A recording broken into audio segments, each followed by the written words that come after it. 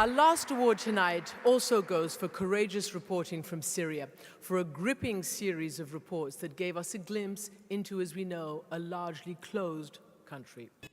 I pitched to my bosses at CBS. I said, let me go and try to go to this country and see if I can get a Syrian visa, and let's just try it. And they said, that sounds wildly ambitious, but yes, let's try it.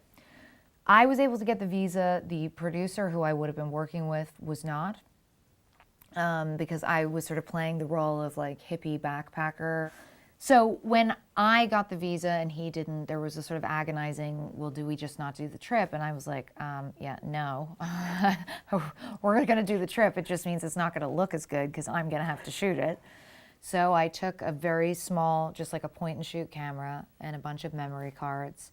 And I spent 2 days posing as a tourist, and then I slipped off and lived with a group of activists, basically, for a week. They lobbed grenades at the enemy, but the bullets kept coming. Moments later, Hashan was hit. Under fire, the commander struggled to lift his limp body.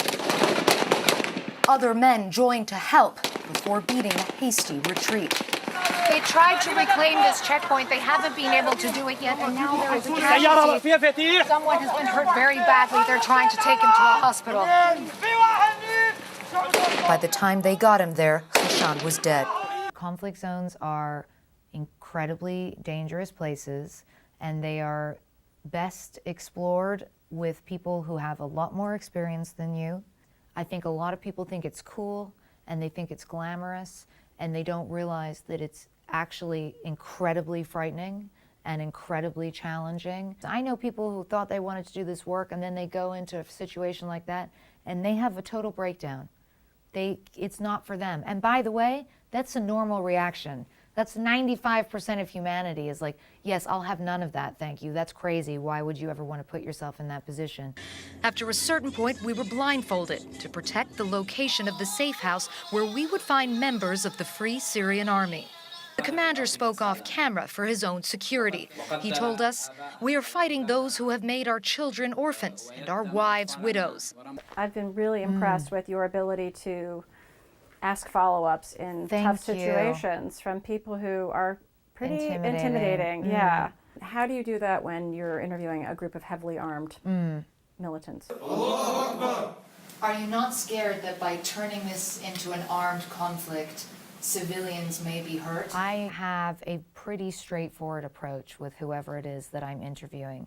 And I make sure they understand in advance that A, no, I cannot provide you with the questions in advance that I will be asking you. That is not the way we work.